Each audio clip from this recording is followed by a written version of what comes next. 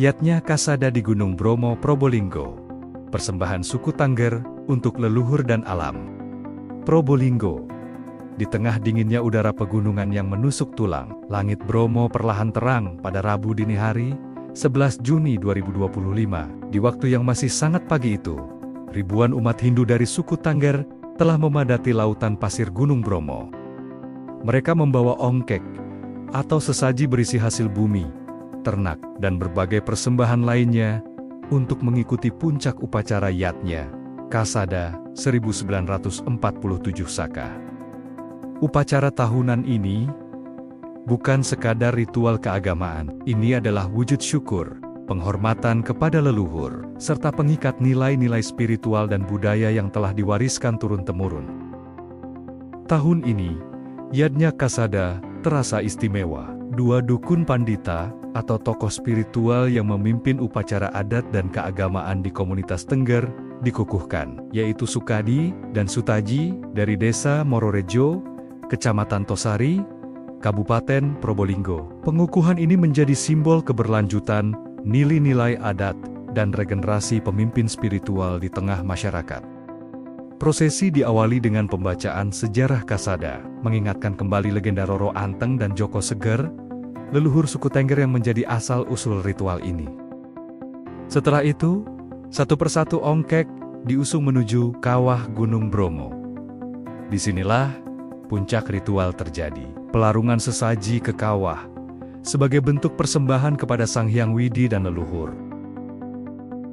Menteri Kebudayaan RI, Fadlizon, turut hadir menyaksikan upacara. Kehadiran pejabat tinggi negara ini menjadi pengakuan atas pentingnya pelestarian budaya lokal sebagai bagian dari jati diri bangsa.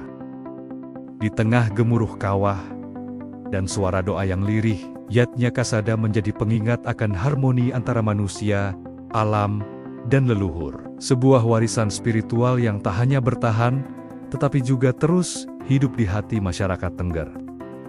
Kru Suara Bayu Angga News Indonesia mengabarkan dari Probolinggo, Jawa Timur. Ini apa tanggapannya dari Menteri? Ya, pertama tentu saya sebagai Menteri Kebudayaan Republik Indonesia baru pertama kali hadir di dalam resepsi Yatnya Kasada bersama dengan Pak Gubernur, Pak Dirjen, Pak Bupati Probolinggo, Wali Kota Probolinggo, dan seluruh jajaran. Kita sangat mengapresiasi, menghargai budaya dari masyarakat Tengger yang sudah berabad-abad, mungkin bahkan ribuan tahun, milenium. Ya, ini merupakan satu tradisi yang merupakan ekspresi kekayaan budaya kita, dan juga saya yakin semuanya ini menjadi bagian dari warisan budaya yang harus terus dilestarikan, dikembangkan, dimanfaatkan juga gitu, dan disambungkan dari generasi ke generasi. Saya juga terima kasih kepada pemangku adat dari masyarakat Tengger yang telah memberikan warga kehormatan Tengger bersama dengan sejumlah tokoh yang lain sebagai apresiasi terhadap penghargaan terhadap budaya Tengger. Seperti yang tadi telah disampaikan oleh sambutan dari Pak Bupati, Pak Gubernur, PLT, dan saya sendiri, kita menganggap budaya itu harus menjadi fondasi. Begitu juga Presiden Prabowo Subianto dengan mendirikan budaya itu, menjadikan budaya itu fondasi bagi pembangunan bangsa. Kira itu ya. Internasional. Ya, salah satu yang nanti akan kita kuatin adalah pengenalan budaya. Jadi tourism dengan budaya ini hal yang tidak bisa kita pisahkan. Jadi kita tidak bisa berharap wisatawan datang ke sini itu hanya menikmati sumber daya alam kita, tetapi bagaimana kemudian ke depan kearifan lokal suku Tengger ini kan memang masih terjaga sangat luar biasa. Nah, ini kita ada beberapa tradisi budaya, mulai dari Kasada, kemudian unan-unan, ada karung, Karo itu nanti ada sodoran dan sebagainya. Jadi mulai dari tradisi ritualnya, kemudian tari-tariannya dan banyak hal lainnya. Ini yang kedepannya kita harapkan halayak luar atau wisatawan ini betul-betul bisa mengenal lebih jauh tentang suku Tengger. Nah, ini karena memang budaya seperti yang disampaikan Pak Menteri tadi jadi menjadi salah satu penjaga kearifan lokal ya, yang harapannya nanti itu bisa dikenal oleh halayak. Mungkin fasilitas yang lain, Soal SK Bupati tadi, SK pengakuan tadi. Oh ya, SK pengakuan tadi itu salah satu upaya kita untuk menjaga dan menghargai masyarakat Tengger yang selama ini memang belum pernah dilakukan. Dan Ini perdana, Pak? Perdana.